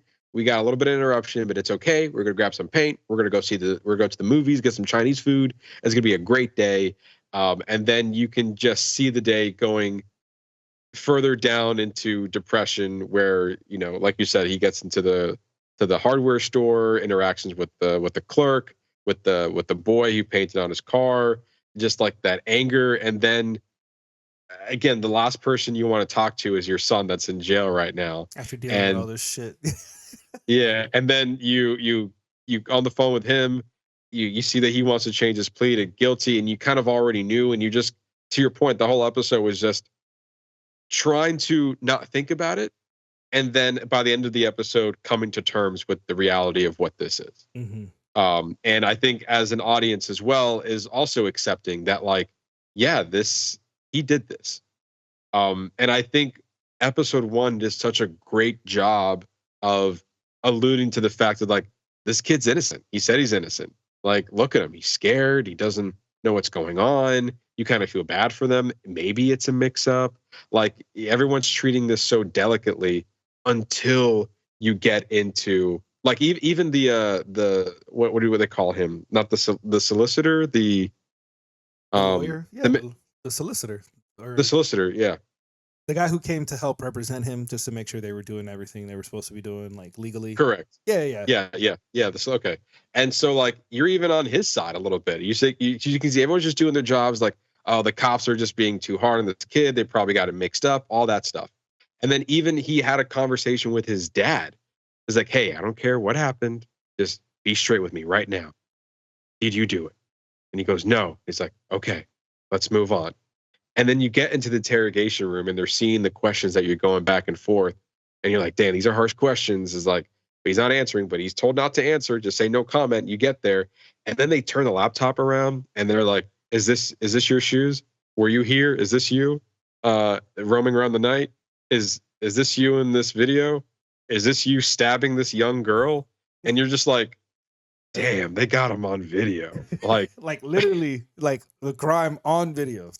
yeah, you're like, and then as an audience, it's like, case closed, son. Like, wow. And then like they're just trying to find the evidence in the next episode. It's like trying to find motive and all that stuff. And we, at the end of the day, you know, there's still answers to be had, but it doesn't matter because we know he committed it. But trying to understand that, I think that's the eerie part about it. Like, we don't really know why he did it, but you can see how he might have got there. I think it's implied, like just her bullying him, and then him. I think that gets unpacked in episode 3, where I think he asked her out and she turned him down, and then that to him that was the switch. Like, I just. It's like, well, then I am an incel. It's like, well, everything you said is true. And you know what? Maybe in that moment when she realized she had got him, it probably antagonized him more. And that's probably what set him over the edge. Granted, obviously, what he did was incredibly wrong. Like, that's not the way to handle online bullies. But I mean, this is what could happen. I mean, this shit happens. Online bullying, it either leads to self-harm or the harm of others. Yeah. And it's kind of crazy to see that descent on a person, but also up until episode 3, you see how unhinged that he can be. Yep. And I feel like he made such a believable performance in episode 1 that I was still questioning whether or not he did it up until episode 3, where you got to see his psyche, and you're like, damn, no, that kid is definitely has got some problems, and he had failed to admit that. Like he to everyone, he was lying to everybody. And I think at the end of the day, again, by episode 4, by when you're watching it, seeing the parents accept the reality of the situation, it was also us as the audience to accept that this boy is not well. But you think things are normal, and it's not. And to your point, it's like a wake-up call to, as parents, as people who have peers, you got to watch out for that. Watch what you say. You never know what's going to happen, or what your actions can lead to another person to do in the moment. So, I mean, overall, it was quite an incredible show storytelling wise, and just the fact that, again, there's an added bonus to, like, not only are we going to tell this captivating story, we're also going to do it in a way that's just fun to watch, of this incredible one shot. And we're going to have fun kind of maybe challenging ourselves, and how we can tell this story creatively within this one shot. And I think that they achieved that. I mean, to me, it was fantastic from start to finish. You know, the cinematography, the writing, just really, it's all there. I'm curious where this stands as far as an Emmy nomination when we get down to it later in the year. Like, this would technically be counted as a limited series, so it'll be up there for that. But then it comes down to the next big thing, either acting and cinematography wise. So I'm curious if it gets some nominations. I think it's warranted for both things. I mean, it's in this age of streaming where shit is just like, there's a lot of the same. Like, it may be good, but this is just this is a different thing. Like, this is just like, creatively, this is just a different thing, and I think it deserves to be appreciated. No, absolutely. All right, unless you have anything else to say, want to move on to some Daredevil? The devil is born again. That's right. I got nothing. There was no other way I could. There was no other way to segue into that. As we mentioned earlier, Disney Plus decided to drop not only one episode but 2 this week. So they dropped episode 5 and 6, and again, we can kind of see why they did that. But Ernesto, let's first talk about episode 5. All right. Well, hold on. Let me give him a breakdown. All right. So we got episode 5, With Interest. Both episodes were released on the 25th. Writer Grianne Godfrey, director David Boyd. This is our what we would call like a bottleneck episode. Yes. It's set in the New York City Bank during the St. Patrick's Day heist. Matt Murdock finds himself caught in a robbery while seeking a loan for his firm. Oddly enough, that MCU connectiveness. Mhm. Who does he go for the loan? He goes to Kamala Khan's dad. So I thought that was a nice connection without overdoing it. I mean, I think they went a little heavy in the beginning. Like, look Mhm. at this Kamala Khan Funko Pop. It's like, no, okay. Like, he's blind. First of all, he can't see the Funko. You didn't even ask him to feel it. That was my other thing. Like, you're gonna say you're gonna show it to him, but then you make jokes about him not wearing green. I was like, he's blind. That is not funny. Like, these are not jokes we should be saying. But whatever. I will say the beginning of this episode was a little bit cringy. Yeah. To the extent of when they were like, it feels like they were really pushing hard. It's like, my daughter, Kamala. Look, Funko, we got our own superhero. It's like, just in case you have not been watching Marvel, it's like, yes, the superhero Miss Marvel now on Disney Plus. Yes. But I mean, it's a self-contained story. It's a bank heist. He involves himself, and then it's like kind of like the Daredevil, like uncovering and trying to take care of the situation from within while also dealing with the cops on the outside. We saw a lot of him being able to use his powers. The listening, the way he was able to just crack the safe just by like putting his hands on it. Just like, there was a bunch of different. I mean, the fight scene in the stairwell. I mean, Daredevil, they're known for their stairwell fight scenes, but I thought this one was pretty good. Was pretty good as well. I mean, just the whole with the heightened senses and him catching the gun, and just like, especially like Charlie Cox and his, they do so much with their stunt double and how believability they try to do their fight choreography. I think it was, to me, I really enjoyed it as a bottleneck episode. I think it was great. I think it worked. Yeah. It worked because not only is it a bottleneck episode, but it does lend to the bigger narrative of Matt Murdock becoming Daredevil again. And because I feel like this bottleneck episode was the thing. Like, he was already there. We saw him training and stuff like that. But this was the reason to get him back into actually being Daredevil again. Yeah, I mean, clearly it almost feels like that you could have taken this episode out and just go right into episode 6, and everything would have been just fine. Like you said, bottleneck episode. Honestly, when after this episode was over, it very much felt like, this feels like round first draft of this show. Yeah. And it was like, we already rewrote a few things. This was already made, already shot. We don't want to take it out because we don't want to lose the money and the time that we invested into this. So we're going to find a way to include it and then kind of connect it into the bigger story that we're trying to restructure it and what we turn this into. So for me, it was a little bit of parts of like, this is kind of a little off from the previous episodes, but it was also really cool to see Matt Murdock use his powers in a different setting. Yeah. So I'm kind of 50-50 on this episode, but it still lends itself to some pretty creative ways of seeing Matt Murdock use his powers. And then to your point, yeah, it did not hinder on the fact of the overall story, which was him getting back into the suit. And so it was just another step that wasn't needed, but it worked fine getting into the more of the reasons why he should be in there and how the system is failing and all that stuff. It still played well into it. And also him getting his feet wet a little bit, where he was like, ooh, here's this other thing that just gets me going.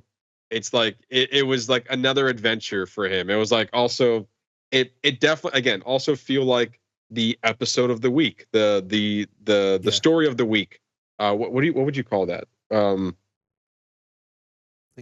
think some people call the villain of the week, but in this case it was but in this case it was like the adventure of the week, where not every episode ties in together, but it was almost like, I think what episode 3 was, for example, how that kind of tied into just a centered um, um, uh, courtroom drama.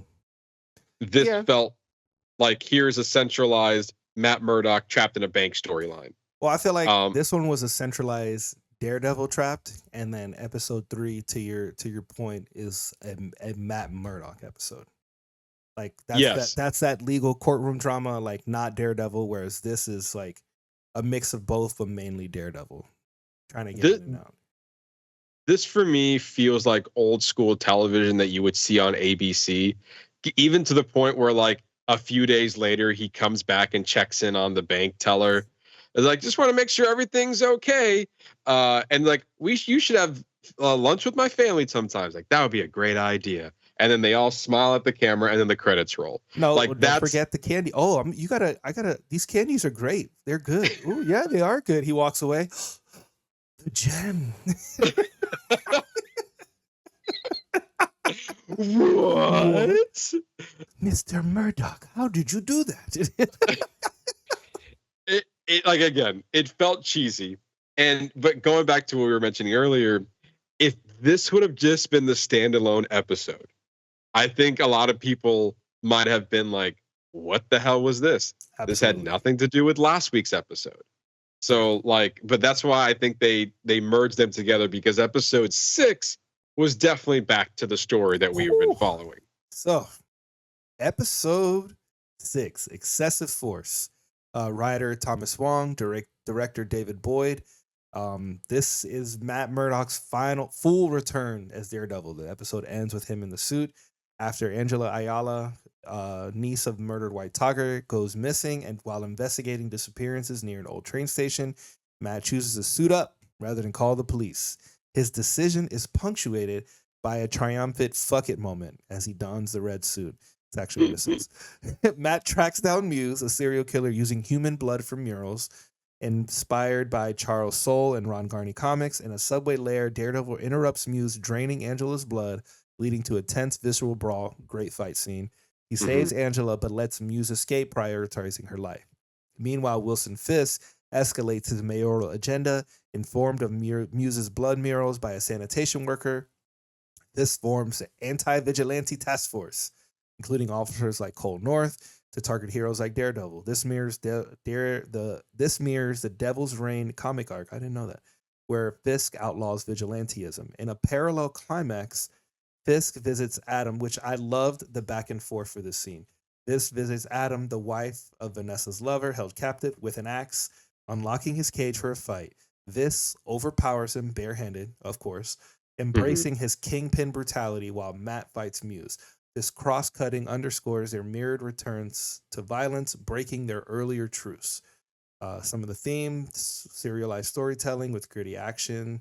Yeah, I actually love that. I loved the back and forth, the cross back and forth between Daredevil and Fisk, because I do feel like it is called Daredevil Born Again, but I do feel that relates to Daredevil and Kingpin, because just like I said, them breaking the truce, we get this cross-cut of him in the Daredevil suit, fighting crime, taking care of business, and then Fisk is no longer Fisk, and he's the Kingpin. Like, he opens the door and he just fucking unleashes on Adam.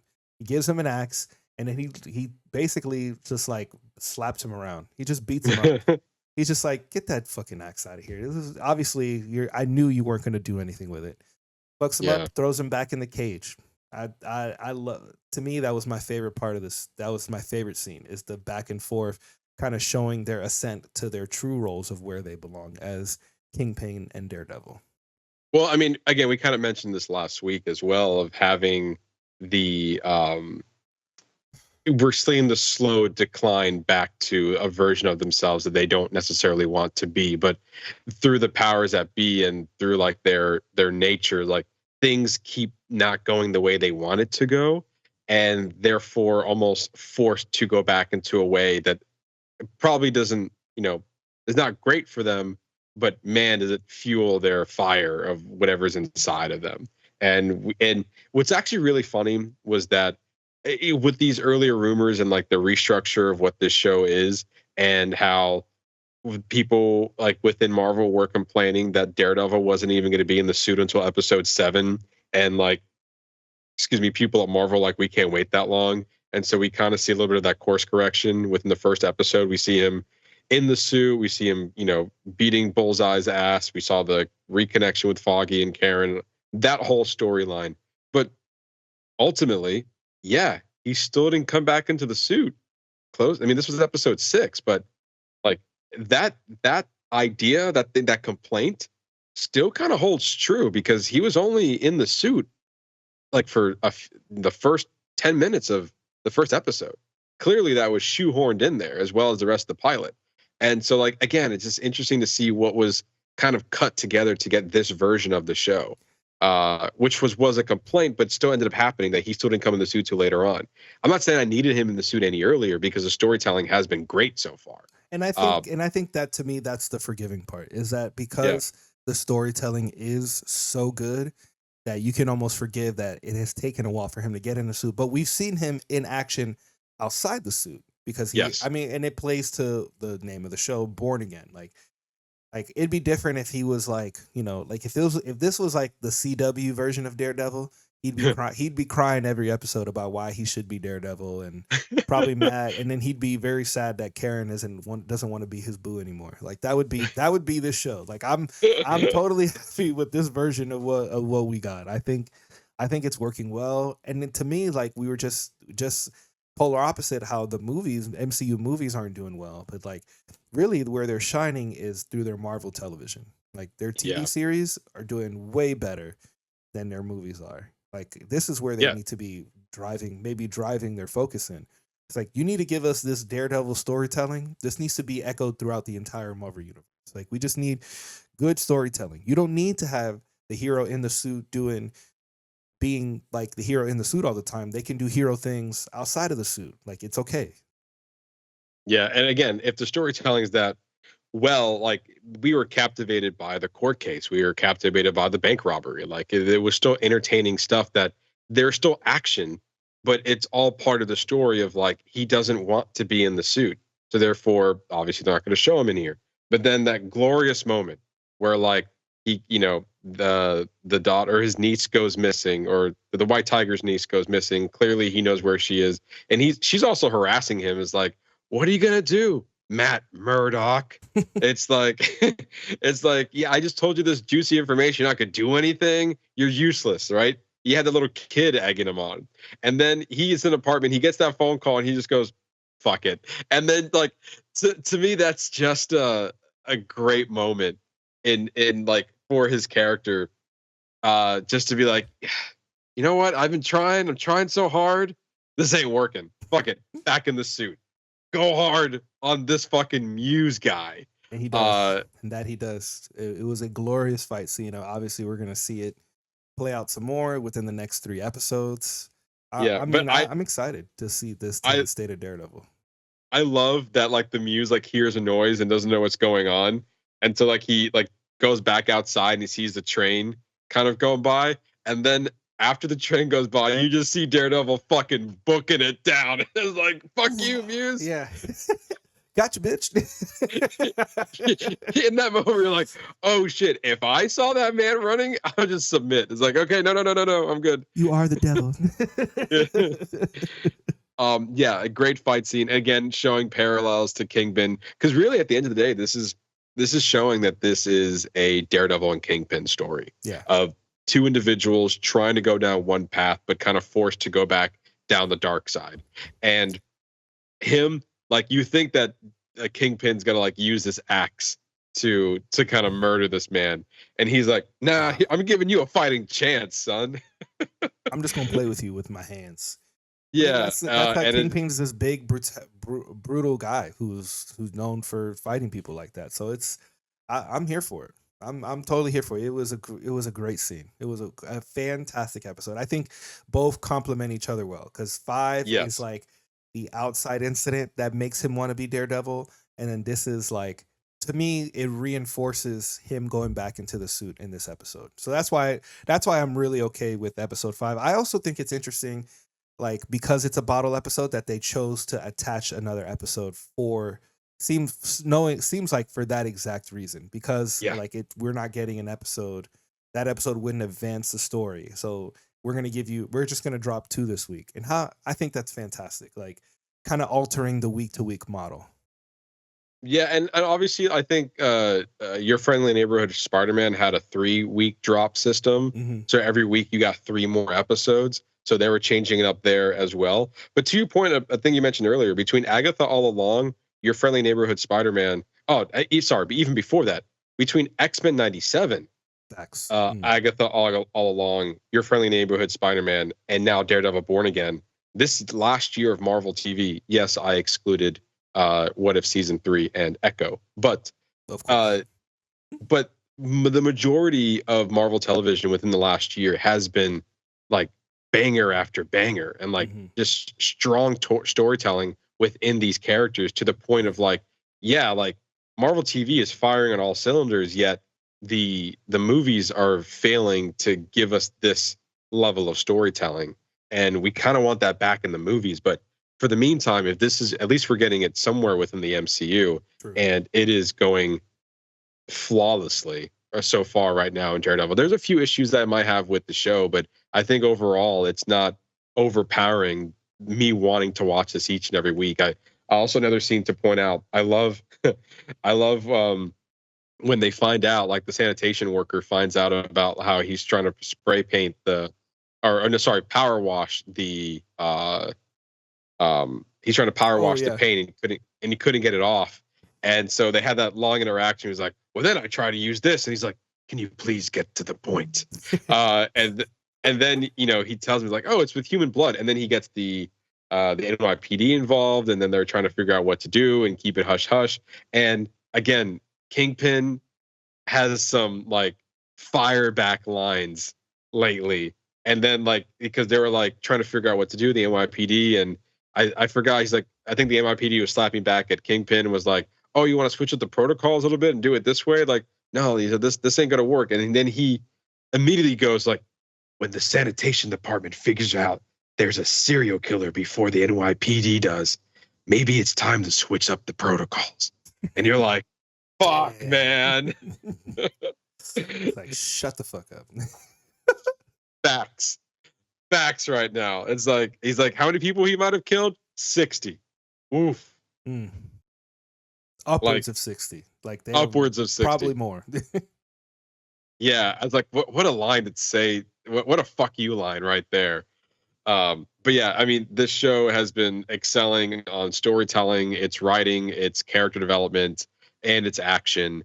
I'm happy to see the next 3 episodes. I'm also sad that we only have 3 more episodes. But luckily we're getting 1 a week, and we know the Punisher's coming back. So just to see him in action at some point this season, I'm looking forward to it. We already know we're getting a season 2. So wherever they leave us off, it's most likely going to come back next year because they're already filming it. I feel bad for David. I'm not sure if you know this, but the Spookula-con that he was going to, the entire... Yeah, okay. I saw. They canceled. They all canceled because they're all shooting or whatever. Yeah. The entire Daredevil cast that was supposed to be there dropped out of the convention. And they said in the comments is due to filming. So probably all those characters are going back to film season 2. So is it season 2 or is it season 3? I think it's season 2. It's its own separate show, right? Yeah. Yeah. I think it's season 2. But yeah, either way, I'm loving this show so far. It's aside from me watching Severance, which we're going to be talking about next week. We're chipping away through the episodes of Severance, so we're going to have a fuller, we're going to have our full review of the entire season, most likely next week. Yeah. But so far, Daredevil has been my favorite week to week. Oh, absolutely!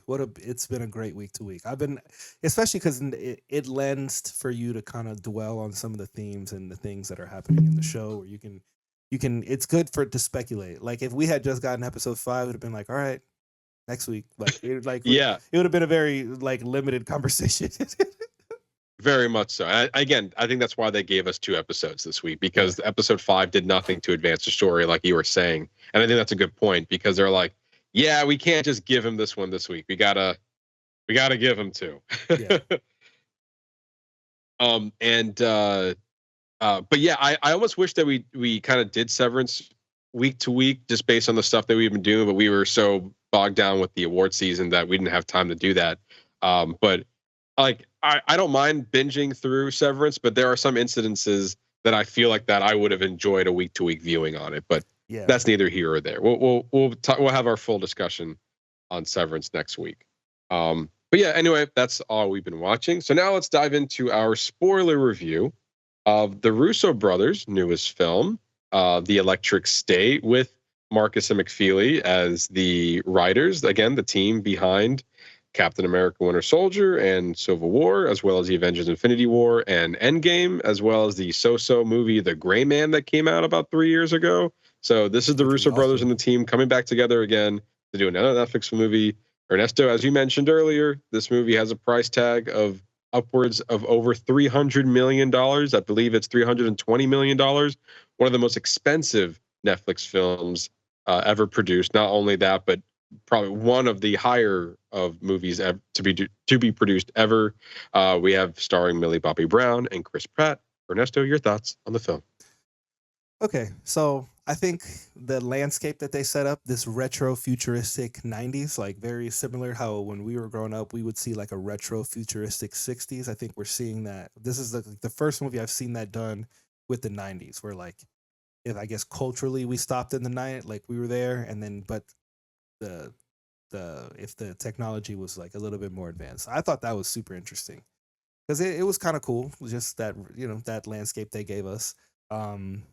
They gave us these bots that basically you put on like a VR thing, and then you get to control these robots, and there's this robot war. I would have liked a stronger setup to make us just to better build that connection that her little brother was that robot. It took me a minute to like it wasn't until like halfway through the movie I was like, okay, well, I guess like I kind of believe it now. I mean, it was fine. The movie was mildly entertaining. I wasn't completely bored. I do think Giancarlo Esposito was a little like comic booky. Like he was just like a little, to me, he was like a little over the top. He was like this cowboy detective. It's like, he was a bounty hunter. Come on, Mr. Peanut. It's the Butcher's Schenectady. There's only one person I see less human than robots. Murderers. Also, like Ki-Hu Kwan set up and to be that robot, I thought was kind of dumb. Like, oh, he got his voice box ripped out, so you gave him all your language so that when you die, you can still stay in the movie. Got it. Got it. Also, how the fuck did they heal Giancarlo's Sentry Bot? So when Millie Bobby Brown, they're escaping from him, they're gonna help him. There's this big fight in their little lair thing, and he's chasing them, and they collapse like the whole, like all these rocks and shit. And then Stanley Tucci's like, yeah, I'll fix it. And then he just comes online. Like he just wakes up. Like, I'm awake now. I didn't need any hardware fixes. I didn't need any software patches. He just needed to flip the on switch from his building, and I'm totally indestructible now. I'm with you 1000%. When I said like, I help you fix it, it's like, okay, maybe they're gonna move the rocks and have some like robot medic available, and it was just like, boop, turn on, and he's like, I got the strength now. Like, what? I mean, some part of it's really cool. I actually really liked Anthony Mackie's character, that little robot thing. I thought he was cool. Yes. To me, he was cool. I thought that was a cool character, like this, and then how he would go into like the bigger ones, like the bigger versions of himself, this construction robot. I thought that was super interesting. I mean, when they get attacked by outside the Blue Sky Mall, and they're just launching fucking fridges at him. I thought that was good. There's some parts that I thought were mildly entertaining and kind of cool. I did like the little Avengers nod that they put when they're entering the mall, and that robot is reading the magazine, and then it's an Avengers West Coast with Scarlet Witch on the cover.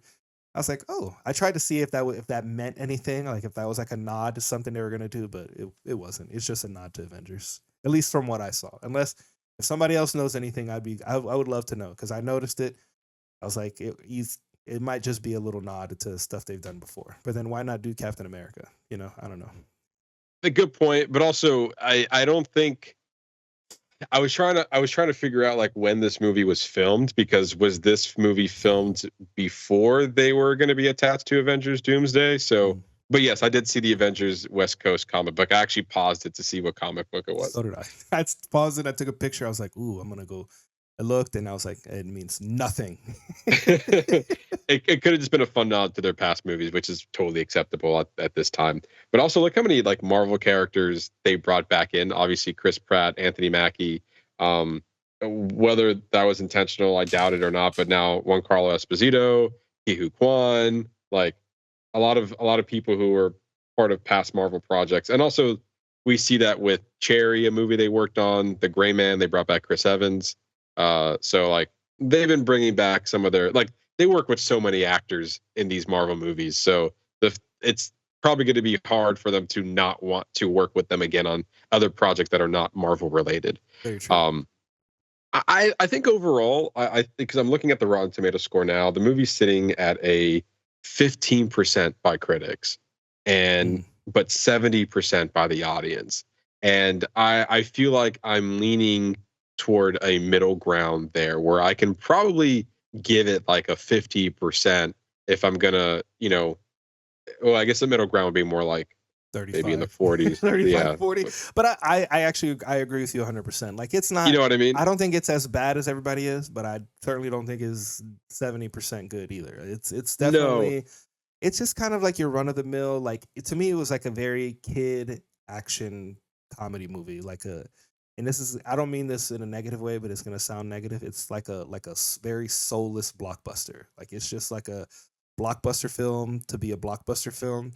And it's, I Yes. mean, it's even got like that adventure music, theme music, like when they're doing certain things, like you hear this, like the hopeful score that, you know what I mean, that plays in the background.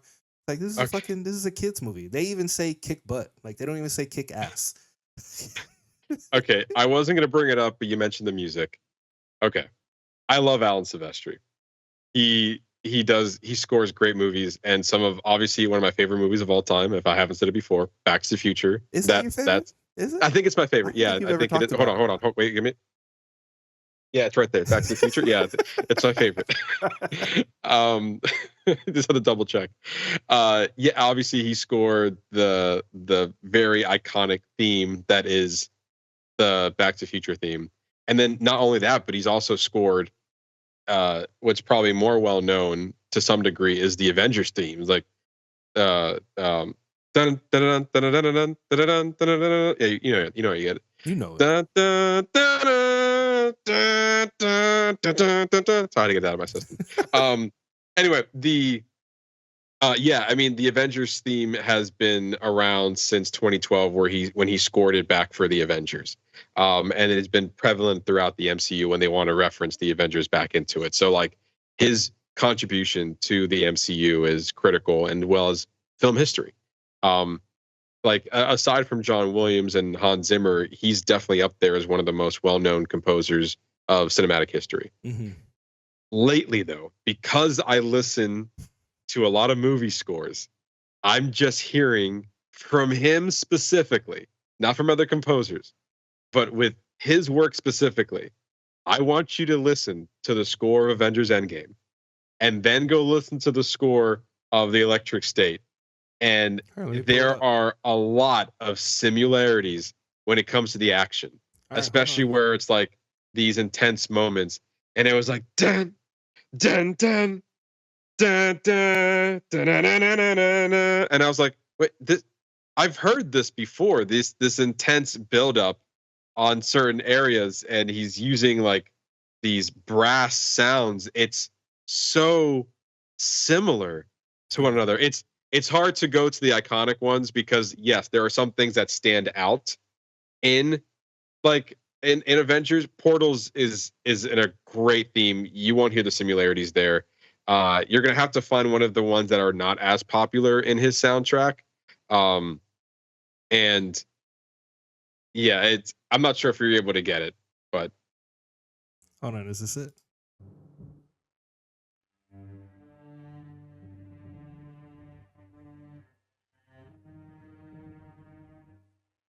Oh, they're all here. Let's see. Here on the side. Is it towards the end? Do you remember? Which one you're talking about?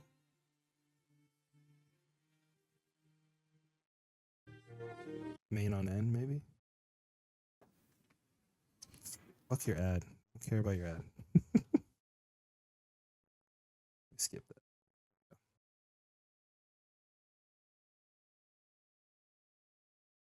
It's hard because I feel like I need to do some research on like to get what I'm trying to explain. I'm not sure. This is the main theme from the end of the movie. Oh no, this won't be it. This is a beautiful score. It is a beautiful score. Okay. Yeah, no, it's more in like his random action pieces. It's not something where there are many moments in a movie where the music will kind of take over. And in those moments, that's where his music shines. But in his standard like action is happening, it's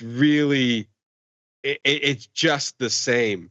And I heard it in Avengers Endgame. I heard it in this movie. There was another movie that he did where it's like, Alan, I know you're getting old, but like we gotta stop recycling the same generic action themes that you've been using these last few years, and then you just show up to write like the main themes of the movie, which is different. Which there are a few of those main themes that work well with the Electric State, and I will be listening to the soundtrack to kind of maybe pull out some for my collection of music. But that being said, yeah, I was going to talk about it, but you brought it up, and now what is in my mind? I got to say something.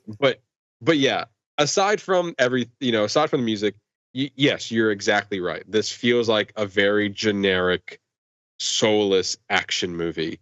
That this is a movie where you can sit down, turn your brain off, and enjoy it for 2 hours. Yeah, I wasn't expecting any major swings. In a way, they kind of just played it safe. Definitely sort of geared for a younger audience to some degree. And like, I did not think that Millie Bobby Brown and Chris Pratt had that great of chemistry within one another. Yeah. But the chemistry between Chris Pratt and Anthony Mackie as a robot, I think that played much, much better. Yeah. I think Millie Bobby Brown in this movie was, and this isn't saying much, some of the best acting I've seen from her since, aside from her character in Stranger Things. Like, I never saw the Anora films. Enola. Not Anora. Enola Holmes. Enola Holmes, thank you. She was not in Anora. Yeah, no, she was. Way different movie.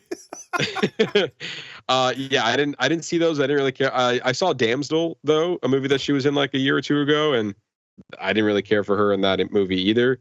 So, and then also I never cared for her in the Godzilla versus Kong movies. Yeah, either. I'm not a huge fan. I think the only thing I really like her in is Stranger Things. Everything else has kind of been like, okay. Yeah, but I did like her in this movie. I thought her character was, and her acting was better, but I did not. Again, it's not saying much. Like, I think the character was good. The chemistry between the two of them were not good, and I thought Chris Pratt was also fine. To me, as far as acting wise, Anthony Mackie and his voice work stood out way more than anyone I saw on screen. I agree with you 100%. To me, he was a shining star. Like, I loved his character. I thought it was great. And then you also have, I think Woody Harrelson as Mr. Peanut. Pretty funny. It was a pretty good accent. And yes, it was kind of goofy, but I did like Ki-Hu Kwan as the robot. I was fine with him as a robot, but they should have we didn't need to see I guess we needed to see him die, but it was just like a weird thing that like, oh, he sounds like me. Let me explain why. Yeah. Stanley Tucci was fine. I thought he played a fine villain in this, kind of menacing from the background up on the top. And then when the threat came to him, he's like, oh no. I contribute nothing. The fighting in there, like the war, meant I feel like there were zero stakes in this. Yeah. Like, we saw some of them die, and there was some that was like, shit, like, you know, the piano guy who's playing, and he just Stanley Tucci says bye and just blast him. I mean, I thought that some of that stuff was pretty cool, but I can see why it cost so much money. It's just like a CGI Robot Fest. I mean, I thought it looked good. Yeah, it looked good. Money was there. You can feel it. You sense it. Also, the beginning of this movie felt very Ready Player One-ish. Yes. Yep. I feel like they took heavy inspiration of society trapped on your cell phones. In this case, it was trapped in this world of like putting one mind here and one in another, or basically selling you on the idea that you can be in two places at once. Yeah. You can relax while also being at work. While also being at work, right? And then it was a requirement for people to have these in their classrooms and stuff like that. And then you see it the only reason why this exists is because her brother was a super genius. And his brain was so powerful that it powers this company. Yes. Everything is run through this little boy's mind because he's so incredibly smart. And then some of his brain power was able to leak within the servers and was able to program this robot that was based off a childhood cartoon that they all enjoyed. And a lot of these robots are advertisement robots. So that's why they resemble Mr. Peanut and this cartoon character. But then some of them were service robots. So not all of them were decked out to look weird. Also, this seems to be in a future where I've seen this in other movies where something was so advanced that other things never came about. So you were kind of stuck in the 90s era, so to speak. But because technology moved forward with these basically virtual reality, they never bothered to create like cell phones, like iPhones and stuff like that. So that type of innovation never moved forward because other innovations were moving forward. So that's why a lot of the feel still felt like 90s vibe to it. Yeah, and I think out of everything, I really loved Anthony Mackie, and to me the landscape. Was this retro, like I was saying, the retro futuristic 90s was the most interesting thing about this film. Yeah. In terms of box office, there's not much to talk about, obviously, because this movie premiered on Netflix. But what we do know is that the Electric State had been viewed 25.2 million times over the course of a weekend, which I guess is the closest thing we're going to get to any sort of success rate. And for those, is that a lot or little? Well, according to this article, its debut was lower than Red Notice, Extraction 2, The Gray Man, Damsel, Carry On, other movies that were popular on Netflix, and this one went below all of those movies. So it didn't seem like there was a massive draw to a lot of audiences to go and watch this movie. And I don't know how long or if it is still on the #1 list of movies to watch on Netflix right now. And if it's not, then you can kind of see we're what, about almost 2 weeks removed from the premiere on this. And let me see if I can go to Netflix real quick and see if it's anywhere in their top 10 right now. Because if it isn't, then you can kind of see how that's kind of being played out. But #1 TV show is Adolescence. That's shocker. Right. But number one movie is actually Den of Thieves 2, Pantera, which was a movie that premiered in theaters in January. So that just hit Netflix. And I'm going down the list, and The Electric State is actually number 6 in the top 10 list. So it's still up there, but it moved down the list a little bit. What's also before that is Kraven the Hunter, sitting at number 4. That's hilarious. And this movie, I believe, came to Netflix around the same week. I think the Kraven the Hunter came on March 12th, and then The Electric State came on March 14th. So obviously, you have a lot of people who are most likely hate watch Kraven the Hunter. And I was rushing to go watch Kraven the Hunter. I guess I'm part of the statistic because I watched Kraven the Hunter before I even cared to watch The Electric State. That's true. So I still have yet to watch Kraven. I mean, take your time. I know I'm not missing much. But yeah, kind of wrapping up the conversation as far as watching this movie, how is your thoughts going into now Avengers Doomsday, kind of making this full circle? if it's gonna be like the Electric State, then we have a problem. We need Yeah. to. I mean, it needs to not be that. What I do think they do well is that they handle large ensembles well. I think Mhm. that seems to be their go-to. They can handle a lot of big stars to put out a decent product. And maybe there wasn't that much with this. I mean, they had the novel, yeah, but I don't know how true to the novel it is. I didn't read the book, but yeah. I mean, this I don't know. I'm skeptical. I'm not I'm not like super jazzed, but I'm also like, okay, well, maybe this is a learning experience for what Avengers is going to be. Well, it's weird because they've already had the success of Infinity War and Endgame. So, but as we pointed out before, their movies after that have not been major successes critically. Yeah, Um, I did not like The Gray Man. I did not care for it. and we had our mixed feelings about Cherry was the other movie that they did after that as well. Did we watch We reviewed Cherry. Did we? Yes, we did. That's the one Yeah. with Tom. I remember liking that. I thought I remember liking that one because that was like Yeah. about like him getting off drugs and like Yes. he was dealing with like PTSD. PTSD from Yeah. being in the military. So I mean, I get it. I'm gonna be hopeful. I'm gonna hope for hopeful. Maybe it's like this movie was. It is what it was supposed to be. It was just supposed to be a fun action comedy, kids action comedy, because that's what I got And- out of it. And it did succeed in that realm. I was never agree. bored. This is not a bad movie in any stretch of the imagination.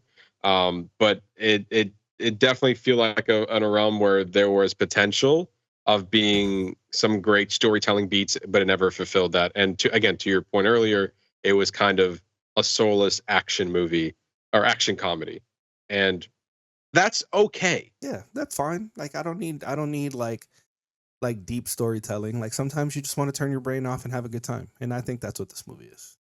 Yeah. So with that, your 5-star rating. I'm gonna go 2.5. Yeah. It was fun, but I kind of want I would have liked to have had more. I will meet you at 2.5. That's probably where this movie needs to be. Like it did its job. It didn't do anything more than that Yeah, I agree. at the end of the day. But there you go. That's our spoiler review on the Electric State. And hopefully we do not get that within our Avengers Doomsday. So let this be a warning, or otherwise Avengers will ultimately meet its doom. They will not assemble. I actually like yours better. All right. If you want more from us, that's the end of the show we have for you. Let's start over. I have a whole speech in my head that I typically forget to say. That is all the show we have for you guys this week. If you want more from us, you can always follow us on our social media channels on Facebook, YouTube, and TikTok at Box Office Bingers, our X and Letterboxd page at Box Office Binger, and our Threads and Instagram page at box_office_bingers. The fun does not stop here. It continues on all of our social media channels. So be sure to follow all of them to stay up to date on all the things that we're doing, all of our reviews and fun stuff that we put on all of our social media channels. Next week, I'm not sure if we solidified the movie just yet, but I believe we definitely confirmed it's going to be a foreign film. Yeah, I think we can say it. I mean, I think it's I pulled it up because I had a feeling you were gonna ask me for it. We Okay, are reviewing our next week. Is our foreign film. We're gonna be reviewing The Shadow Strays, which is also streaming on Netflix. So I forgot what country it's from. I know. I think Indonesia. It's Indonesian. It's an action film. So Yes. I'm always down for an action film. We have, it's been a couple weeks since we've done a foreign film, so let's go.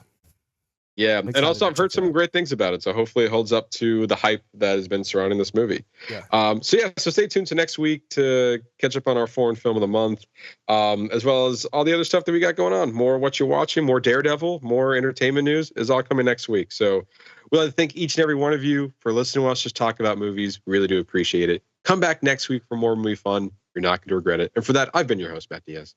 I've been Ernesto Santos. See ya.